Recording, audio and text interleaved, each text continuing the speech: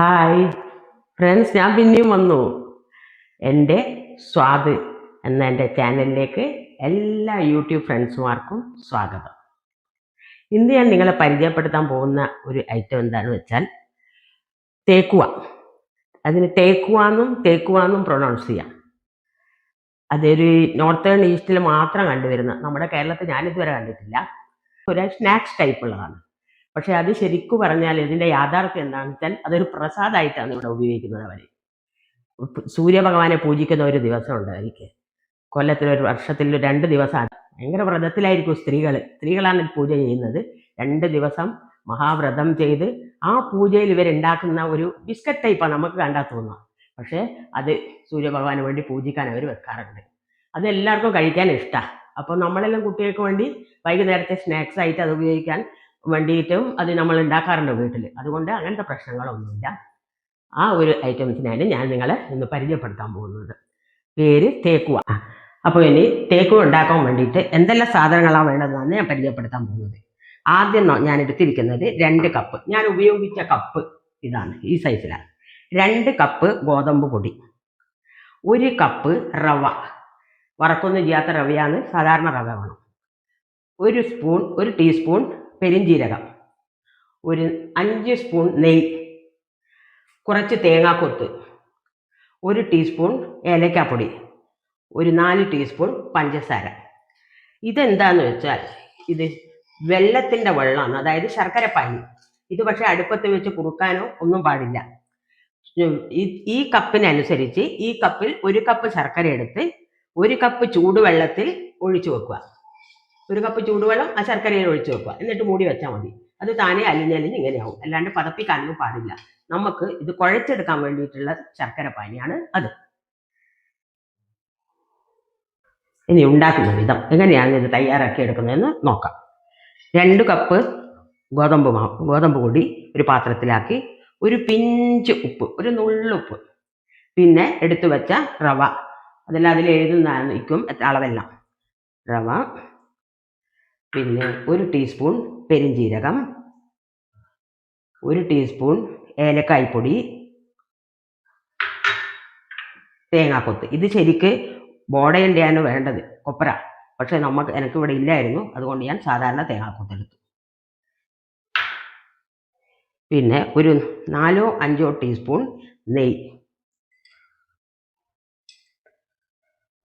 നെയ്യ് ചേർക്കുന്നത് കുഴച്ച് ഈ നെയ്യ് ചേർത്ത് കഴിഞ്ഞാൽ എന്താ സംഭവിക്കുക, 3-4 ദിവസം കേടുകൂടാതെ നിർത്താൻ പറ്റും. ആദ്യം നെയ്യ് ചേർത്തിട്ടാണ് നമ്മൾ കുഴക്കുന്നത്.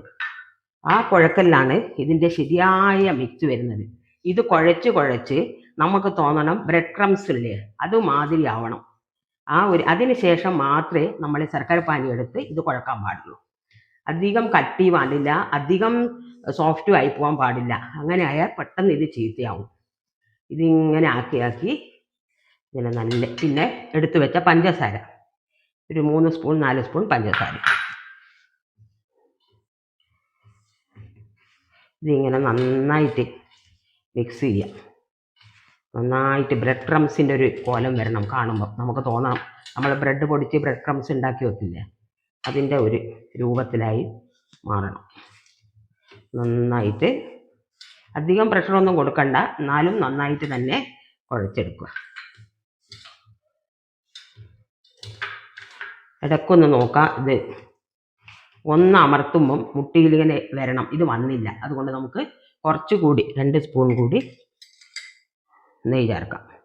എല്ലാം കൂടെ ഞാനിപ്പോൾ ഒരു 5 സ്പൂൺ നെയ്യ് ചേർക്കും.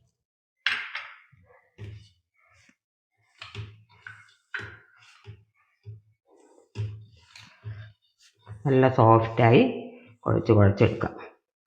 ഇത് കുറേ ദിവസം കേടുകൂടാതെ നിൽക്കുന്ന ഒരു സാധനമാണ്. ഈ ഡിഷ് കുട്ടികൾക്കെല്ലാം ഇടയ്ക്കിടയ്ക്ക് എടുത്ത് കഴിക്കാനെല്ലാം നല്ല ഇഷ്ടമായിരിക്കും. കാരണം പുറത്ത് ക്രിപ്സിയും ഉള്ളിൽ കുറച്ച് സോഫ്റ്റ് ആയിരിക്കും. അങ്ങനത്തെ ഒരിതാണ് ഇതുണ്ടാകുന്നത്.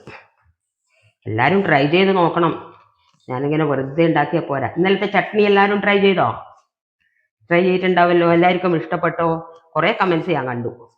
അടിപൊളിയായിരുന്നു, സൂപ്പറായിരുന്നു. പെട്ടെന്ന് തന്നെ എല്ലാവരും എല്ലാം ഉണ്ടാക്കി നോക്കുക, ഓരോന്ന്. ശരിക്കുള്ള കമൻസ് പറയണം.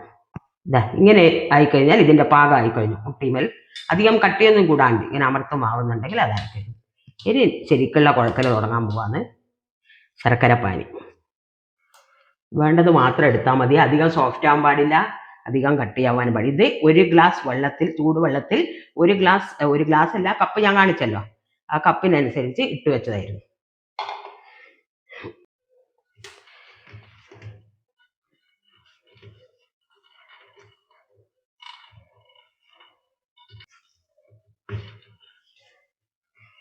ഇത് ഇതാണ് കുഴച്ച് കിട്ടിയ പരുവം. ഇങ്ങനെയായിരിക്കണം. അധികം സോഫ്റ്റും ആവാൻ പാടില്ല, അധികം കട്ടിയാവാൻ പാടില്ല. അധികം സോഫ്റ്റ് ആയി കഴിഞ്ഞാൽ പെട്ടെന്ന് കേടായി പോകും.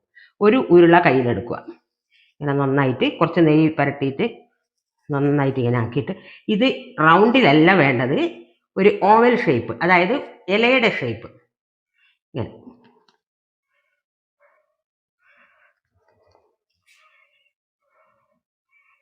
ഇലയുടെ ഷേപ്പാണ് വേണ്ടത് ഇതിന്. ഇതൊരിക്കലും റൗണ്ട് ഷേപ്പിൽ ചില ആൾക്കാരെല്ലാം ഉണ്ടാക്കും, പക്ഷേ ശരിക്കും പറയാന്ന് വെച്ചാൽ ഇത് ഓവൽ ഷേപ്പാണ് വേണ്ടത്. ഇങ്ങനെ ഒരു ഇലയുടെ ഷേപ്പിലാണ് വേണ്ടത്.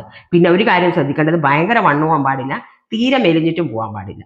അപ്പോൾ ഇങ്ങനെയൊരു ഷേപ്പിൽ, ഇലയുടെ ഷേപ്പിലാക്കിയിട്ട് എന്തെങ്കിലും ഒരു ഡിസൈൻ കൊടുക്കണം. നിങ്ങളുടെ വീട്ടിൽ എന്തെങ്കിലും ഡിസൈനുള്ള പാത്രം ഉണ്ടെങ്കിൽ അതിൻ്റെ മുകളിൽ വെച്ച് അമർത്തിയാൽ മതി. എനിക്കിപ്പോൾ അതൊന്നുമില്ല, അതുകൊണ്ട് ഞാനിതാ ഇങ്ങനെ വെച്ചിട്ട് 2 കട്ട് ഇങ്ങനെ വെച്ചു.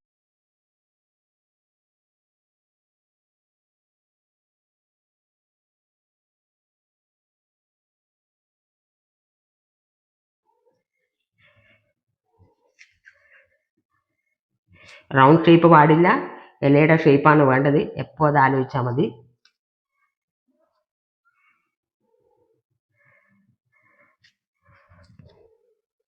ഇങ്ങനെ ഇലയുടെ ഷേപ്പിലാക്കി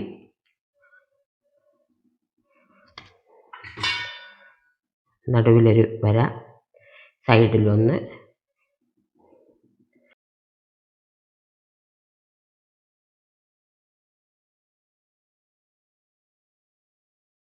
ഒരു കാര്യം പ്രത്യേകം പറയാനുള്ളത്, ഉണ്ടാക്കി നോക്കുന്ന സമയത്ത് അധികം ചൂട് പാടില്ല, എണ്ണ തീരെ കുറയാനും പാടില്ല. ഒരു മിനിമം ഇതിൽ വെച്ച് ചൂടായിട്ട് ഓരോന്ന് പതുക്കെ പതുക്കെ ഇങ്ങനെ ഇടുക. അല്ലെങ്കിൽ എന്താ സംഭവിക്കുക, നല്ല ചൂടുണ്ടെങ്കിൽ ഉള്ളിൽ മേലെ ഉടനെ കരിഞ്ഞു വരും, പക്ഷേ ഉള്ളിൽ വന്നിട്ടുണ്ടാവില്ല.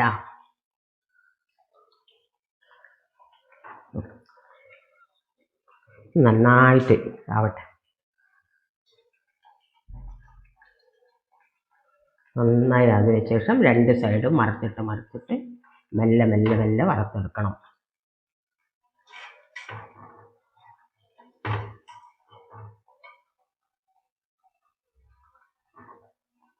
മെല്ലെ മെല്ലെ മറച്ചിട്ട് നോക്കാം.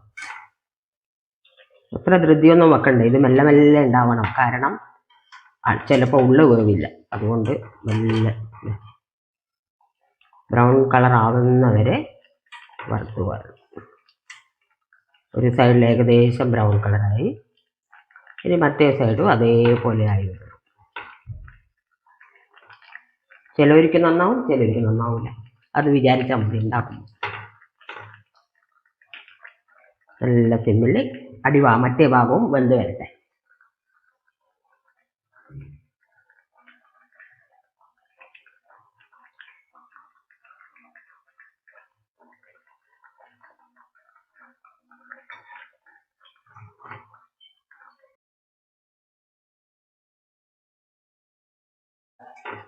ഇനി ഏകദേശം ആയിക്കഴിഞ്ഞു. 2 സൈഡും ഒരു പ്ലേറ്റിലേക്ക് മാറ്റാം.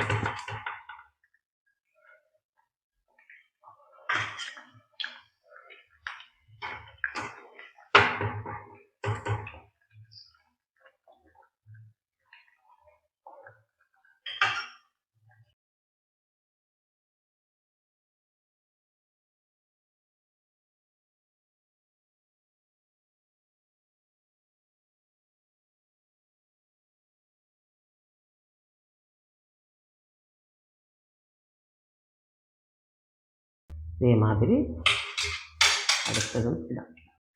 എല്ലാവർക്കും ഈ ഫുഡ് ഐറ്റം ഇഷ്ടപ്പെട്ടെന്ന് കരുതുന്നു. ഇതൊരു സ്നാക്സ് പോലെ കുട്ടിക്ക് കൊടുക്കാനും എല്ലാം നല്ലതാണ്. എല്ലാവരും ഉണ്ടാക്കി നോക്കണം. സത്യസന്ധമായ കമൻ്റ് അറിയിക്കണം.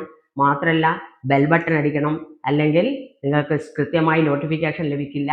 ഞങ്ങൾ എന്തായാലും ട്രൈ ചെയ്യുന്നുണ്ട്, അധിക ദിവസവും ഓരോരോ വീഡിയോ ആയിട്ട് വരാൻ വേണ്ടി.